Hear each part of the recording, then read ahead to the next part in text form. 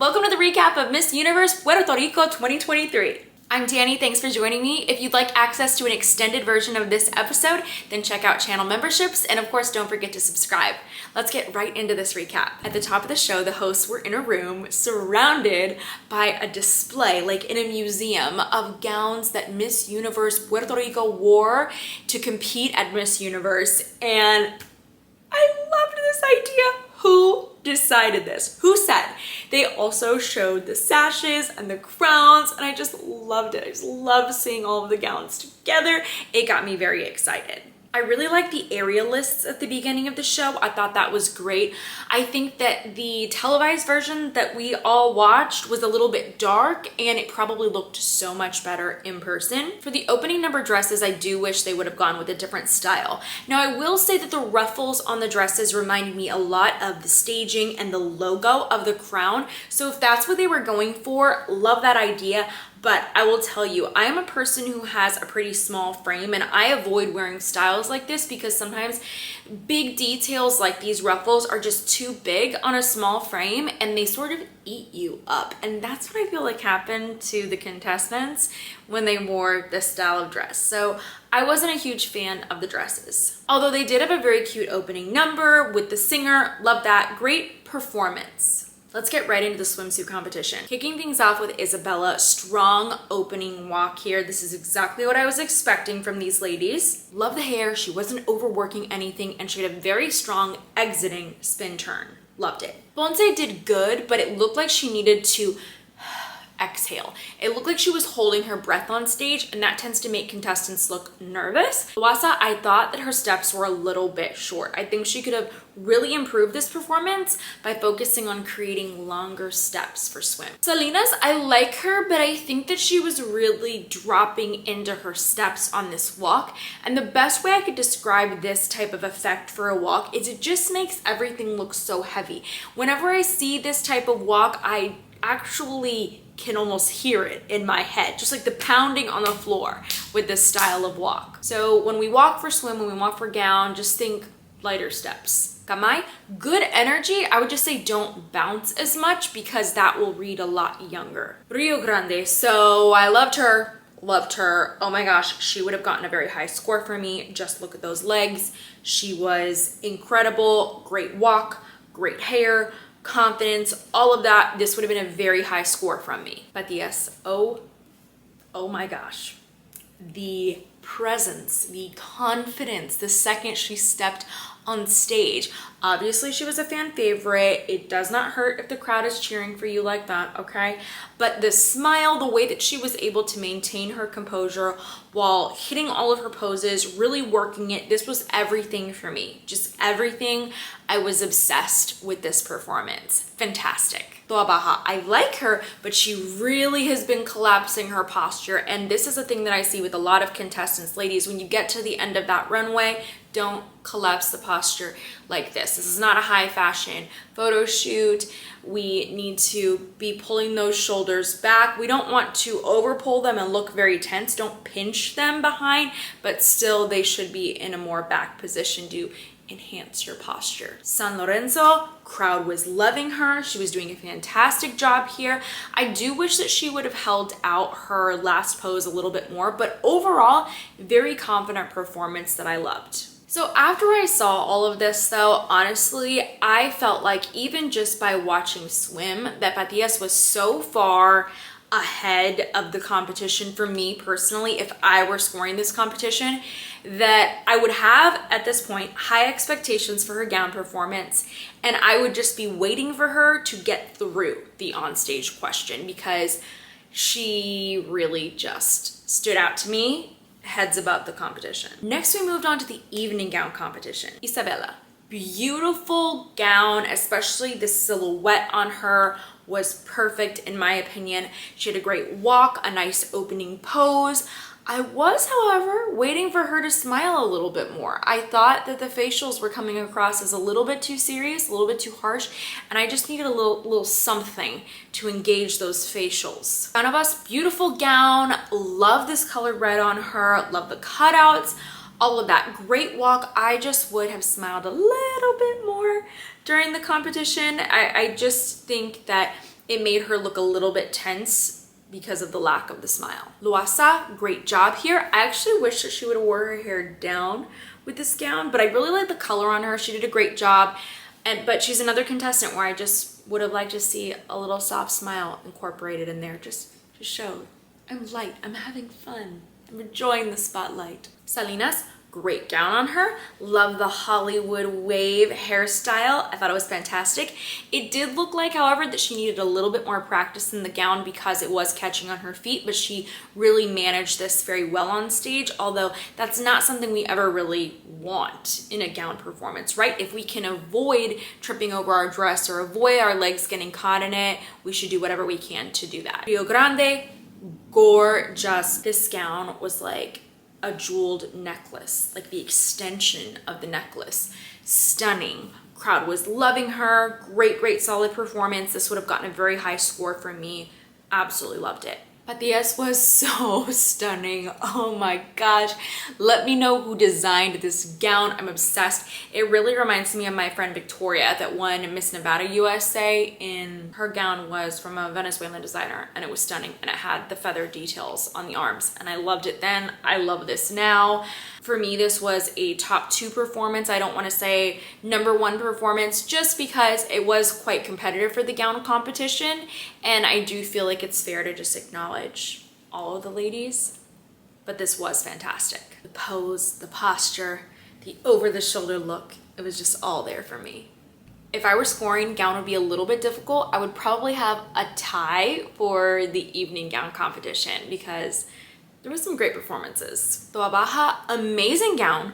Love the styling, kind of like Miss Universe Venezuela 2018, kind of that look. She had one right swinging arm that was a little bit too much. I would have pulled that back. And I was bummed out when at the end she lost her posture again and she did the little teen laugh, which I feel like is okay for teens, but not for Miss contestants. I feel like it's the opposite for Miss. We're very like pulled back, Cabo Rojo or red, like in her name, which I thought was really fun. She had a little skirt reveal. The audience loved it. Overall, good performance. San Lorenzo, oh my gosh. The stone placement perfectly carved out her waist.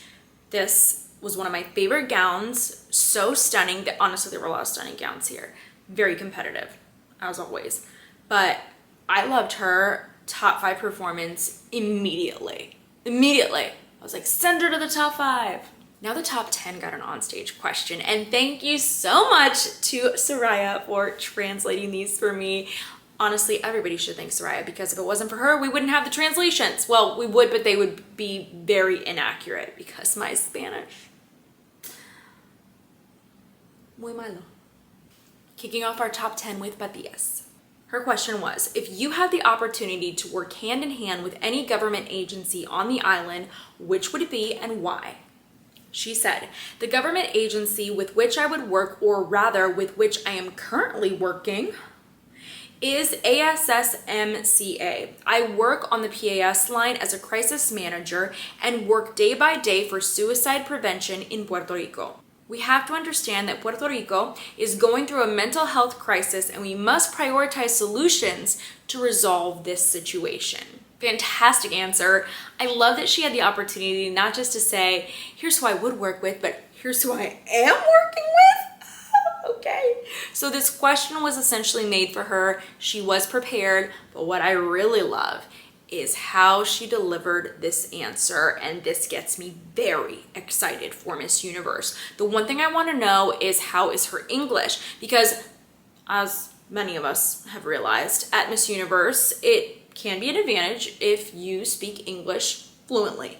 The interesting thing though is because the pageant this year is in El Salvador, they said that contestants should be prepared to speak Spanish. Now, I don't think that means they're gonna have to answer a question in Spanish, but I do feel like there's gonna be some sort of host interaction in Spanish.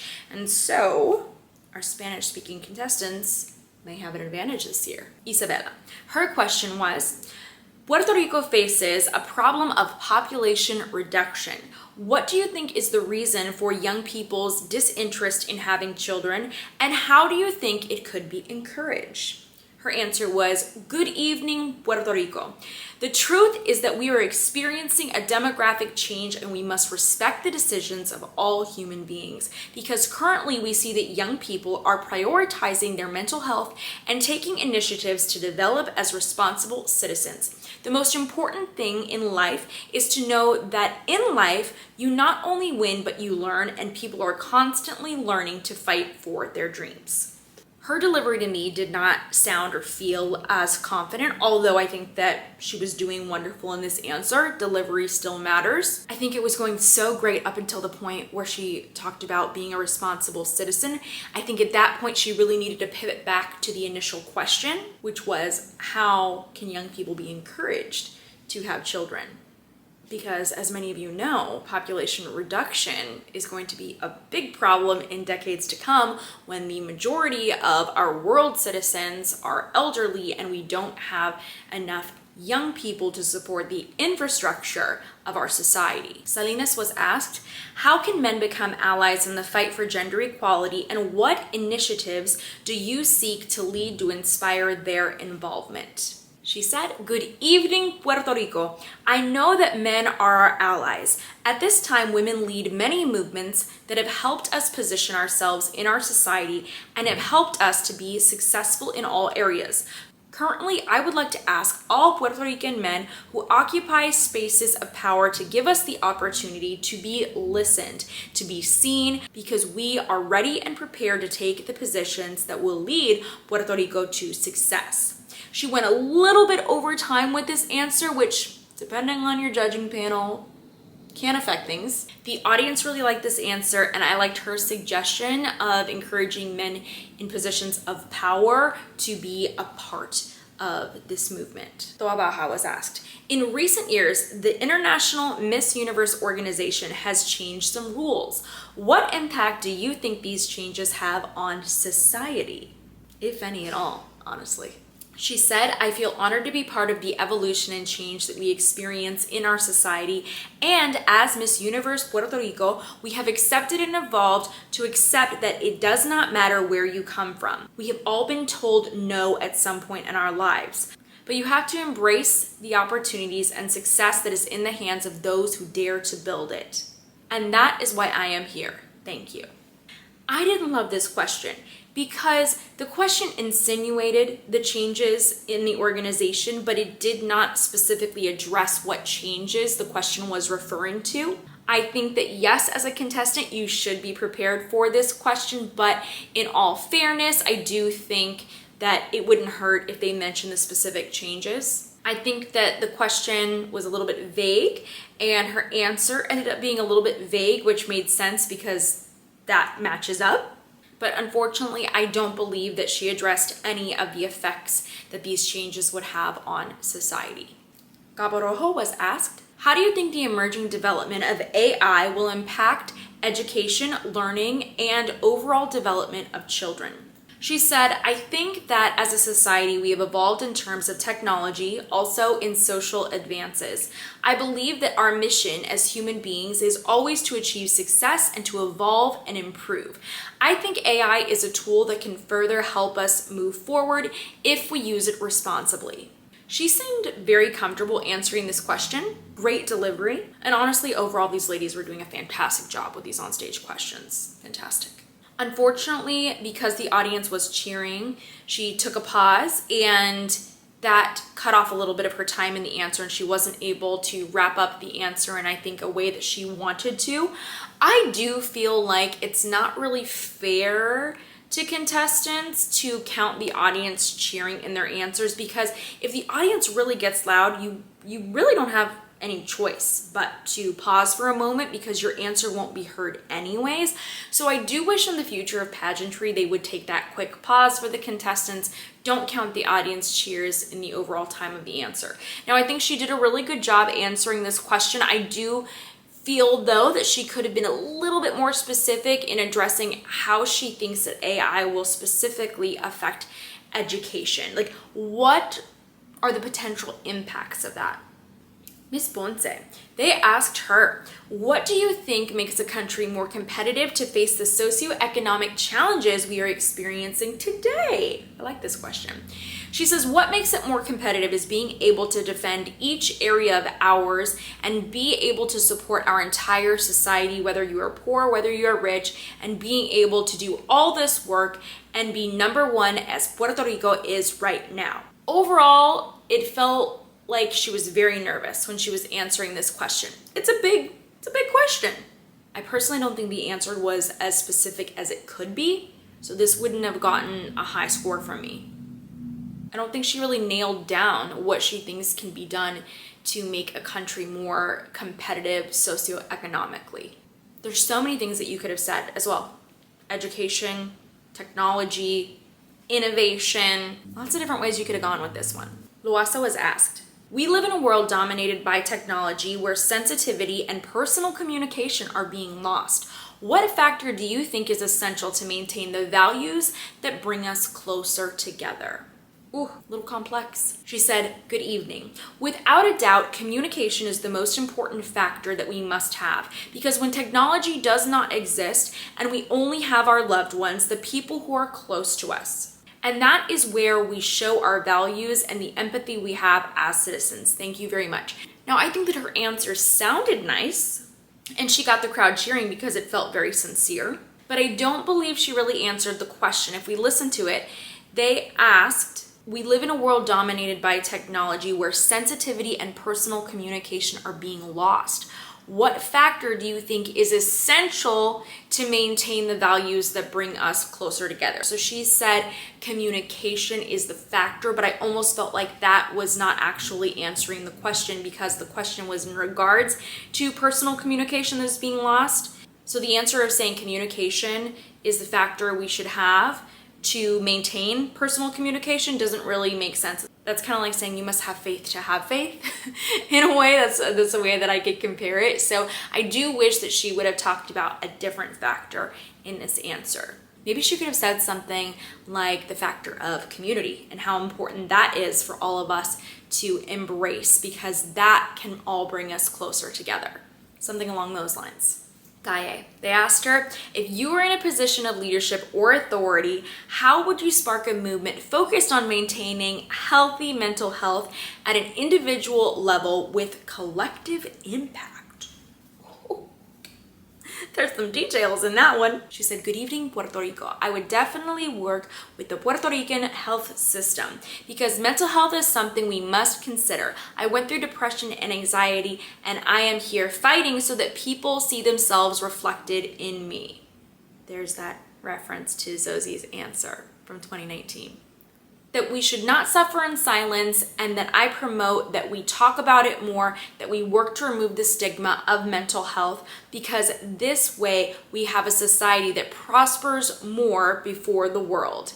Thank you, Puerto Rico. It was at this point I realized how beautiful her eyes were, and then I understood why she went with the green gown color. They definitely brought out the color of her eyes. Okay, that made sense, although you could only really appreciate it in an up-close shot.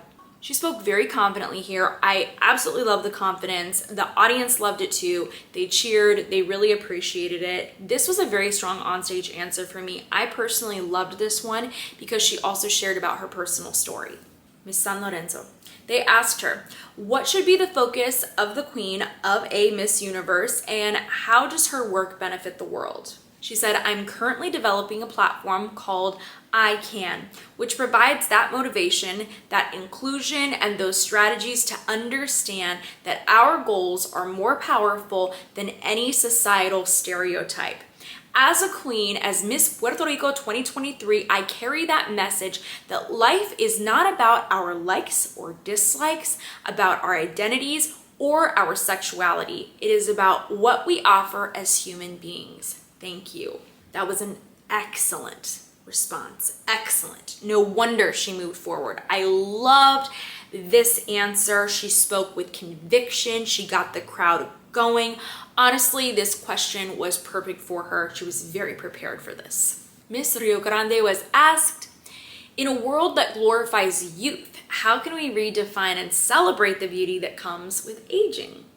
She said, life from beginning to end is a beautiful process. Yes, youth is beautiful, but the most beautiful thing is the experience we gain over the years. That is why we must simply embrace each stage of life as it is presented to us, because each has its own magic. I think this was a really beautifully and well said answer. Essentially, she's saying that the way that we redefine beauty and celebrate it is simply by embracing it. Now, I do believe that is easier said than done. I do feel like taking strides that now the Miss Universe organization is by increasing more, I guess, unlimiting the age range. I feel like things like that happen in society are instrumental in redefining beauty in age and how we celebrate it. And other ways that we do that is by placing all ages in the media, in fashion, in TV, in television, and not writing them into stereotypical roles, but instead by creating these characters and sharing stories of individuals, specifically women more so, that have found success in all stages of life. And that you don't have to be successful by the age of 22, that there's no pressure on that, and that your age doesn't have to limit your standards of beauty. Now they narrowed it down to a top 5, and here's our top 5, and here's what they were asked. They all got the same question, and they had their headphones on. So they said, right now there is a young girl or woman watching you who feels weak, not enough, afraid to take her place and fight for her happiness. What would you say to her? Isabella said, the stars shine in the darkness. I would tell that girl to believe in the power that lives within her, to leave a mark on the universe.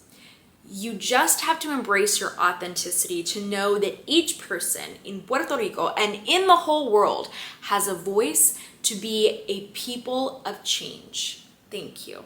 I loved this answer. It sounded beautiful. The delivery was fantastic. I thought that it was inspiring and encouraging, and I thought we were off to a great start for the top 5. Matias was next, and she said, I would tell you to find the courage to seek professional help. Right now, we are experiencing situations in our country that increasingly affect our mental health. In the past, I experienced difficult situations related to mental health. I sought help. I empowered myself with different tools. That is what I seek to do through my organization and my message, so that others do the same. So my message is, look in the mirror, seek help, get inspired, because the universe needs the power that lives within you. Also, very inspiring, direct message. Now, she had the opportunity here to share a little bit about her personal experience and struggles with mental health. And if you listen to the initial question, you could assume that a young woman who feels weak or maybe not worthy of pursuing her dreams also may be experiencing issues regarding her mental health. And that could be a common experience for many people. So I like that she use some of her personal story in this experience, but here's the key here. She also referenced mental health, yes, in her first onstage question. And I've talked about this, I feel like quite a bit this season, if you're keeping up with my other recaps. We don't want to repeat the same thing if you have the opportunity to answer 2 onstage questions, but the distinction here with her answers is that yes, they involved the topic of mental health, but she did not word for word restate anything in both of the questions. And I think that is the important distinction. Sometimes we can't help what will be asked on stage, and maybe the answer is relevant to our specific cause, platform, or our message. If that is the case, yes, feel free to share about those things if it makes sense when you're answering a question, but just avoid using the same phrases word for both of your answers. Toa Baja said, I've been in your shoes. I know what it feels like for people to consider that because you do not meet people's expectations of stereotypes, they believe that you do not have the qualities or abilities. But I want to tell you that God trained you and equipped you with all the qualities to be a successful woman. He believes in you and you will conquer the world.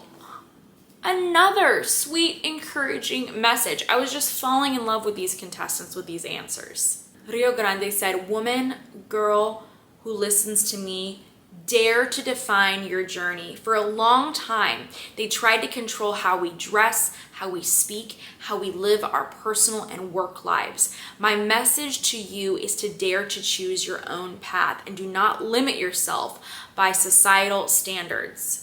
Amazing. I love her reference to history here for women as well, and just talking about limitations in the past and that we're not living in that world anymore. Hopefully we're not, and that we're moving past that. And she encouraged the young girls or women that she's speaking to really just embrace who they are and take their own path. Great answer. San Lorenzo said, the world belongs to the people who are capable of dreaming, of embracing their qualities, of knowing that their traits are what makes them special. You only live once. I am representing my town, San Lorenzo, dreaming big, embracing my dream of being Miss Universe Puerto Rico 2023 and bringing the 6th crown to the Puerto Rican soil. Gosh, what another fantastic answer, just referencing her own dreams here. Very popular, I would say, template for a winning answer at a pageant, but this was so competitive in the top 5. So really, when I was looking at everything, you kind of got to look at everything in its totality and say, out of these contestants, when you're a judge, which one do I believe would have the best shot at Miss Universe? And here were the results. 4th runner-up was San Lorenzo. 3rd runner-up, Isabela. 2nd runner-up, Toa Baja. 1st runner-up, Rio Grande. And the winner was Patias. Congratulations to all of the ladies though. Now I am very excited for our winner. If you are not aware, she was Miss Supranational Puerto Rico in 2021, and she was 1st runner-up to the Supranational title. In my opinion, she has grown even from that competition. I feel she will carry her country to the top 5 this year at Miss Universe. Now, things happen in the top 5. Sometimes our nerves get the better of us, but I will say this, the way that she was handling the onstage question area of competition was incredible. It wasn't just her words, it was her delivery. It was her composure. We may have just seen the new Miss Universe in this episode. I feel like she's already up in that top 5. Granted, I haven't seen all of the ladies this year. I will still continue to do my research and create recaps. In fact, if you want to see other recaps on the channel, let me know which ones that you want to see and do my best to deliver the ones that you all request. I'm personally obsessed with her. I cannot wait to follow her journey for Miss Universe. I think she may be bringing that next crown to them, very possible. Either way, she's gonna do a phenomenal job at Miss Universe. I'm very excited about that. I hope that you're gonna tune into my other Miss Universe episodes. I will be releasing so many more of them. Thank you for joining me for this episode. In the meantime, check out these other ones, and I hope to see you very soon.